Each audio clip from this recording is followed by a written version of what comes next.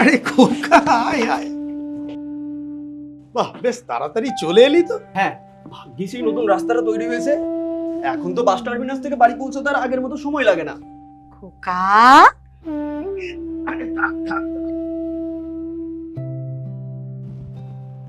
বাড়ি তো খুব সুন্দর সাজিয়েছো মা। সাজাবো না? আমার কতদিনের স্বপ্ন ছিল বলতো, একটা পাকা বাড়িতে থাকবো। এতদিনে সেই স্বপ্ন পূরণ হয়েছে, তাই তো মনের মতো করে বাড়িটাকে সাজিয়েছি। আর জানিস আমাদের এই নতুন বাড়িতে এখন আর জলের কোনো সমস্যা নেই। জানকে বাবা, এবার অন্তত আমি শহরে কাজে ফিরলে আমি নিশ্চিন্তে থাকতে পারবো যে তোমরা এখানে ভালো আছো। আজ শুধু একটা বাড়ি নয়, নিজের বলে একটা ঠিকানা।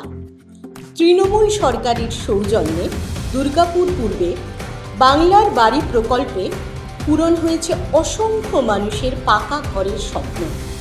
মানুষের পাশে একটানা কাজ করে জননেত্রী মমতা বন্দ্যোপাধ্যায়ের অনুপ্রেরণায় প্রদীপ মজুমদারের উদ্যোগে বদলাচ্ছে জীবনের ঠিক।